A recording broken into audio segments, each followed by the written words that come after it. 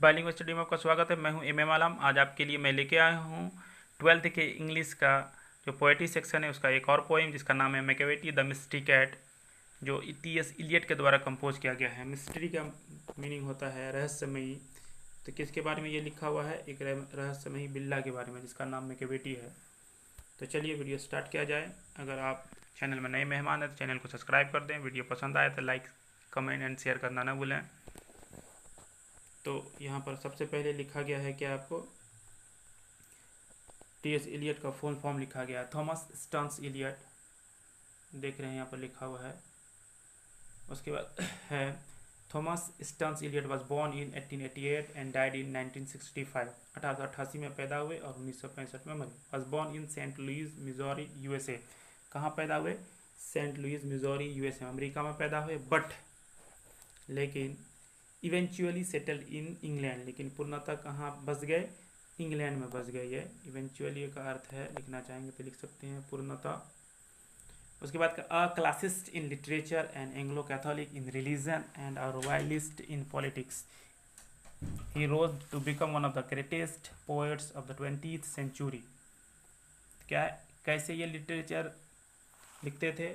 वो जो आपका क्लासिस्ट होता, शास्त्रीय रूप में लिखने वाले, लिटरेचर में शास्त्रीय रूप में लिखते थे, जो परंपरावादी कह सकते हैं। And Anglo Catholic in religion, और रिलीजन के क्षेत्र में कैसे थे? ये एंग्लो कैथोलिक थे। एंड रॉयलिस्ट इन पॉलिटिक्स, और जो पॉलिटिक्स में कैसे थे? राजतंत्रवादी या राजभक्त कह सकते हो। रॉयलिस्ट का माने होता है राजतंत्र या राजभक्त। He rose to become one of the greatest poets of the 20th century. वह किसके रूप में प्रसिद्ध हुए? 20th सेंचुरी के सबसे महान कवि के रूप में। ऑब्जेक्टिव में पूछता है कि 20th सेंचुरी के सबसे महान कवि कौन थे, पोएट कौन थे? तो आंसर क्या हो जाएगा आपका? T S. Eliot. He was also a distinguished critic and dramatist. Distinguished का अर्थ होता है जाने माने, तो वो क्या थे? एक जाने माने आलोचक और ड्रामाटिस्ट भी थे। He was awarded the Nobel prize for literature in 1948। उसको नोबेल प्राइज कब दिया गया? नोबेल प्राइज से कब अवार्डेड किए गए?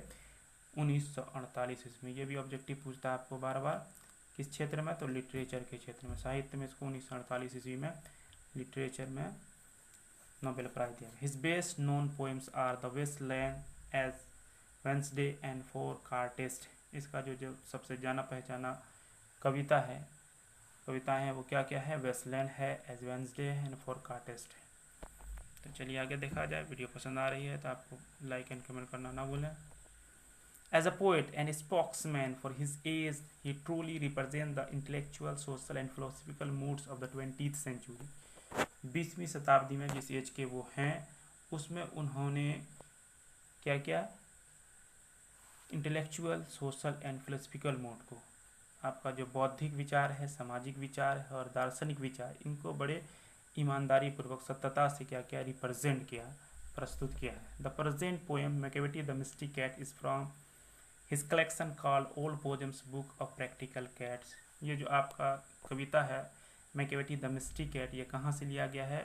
उसका जो बुक है, कलेक्शन है, वो क्या है? Old poems book of practical cats, वहाँ से लिया गया। ऑब्जेक्टिव में पूछ सकता है कि मैकियावेली द मिस्ट्री कैट जो टी.एस. इलियट के द्वारा कंपोज किया गया है वो कहाँ, उसके कौन से कलेक्शन से लिया गया है? तो आप आसानी से ऑब्जेक्टिव मान सकते हैं old poems book of practical cat, which was made into a very successful music on stage by the great composer Sir Andrew Lloyd Webber।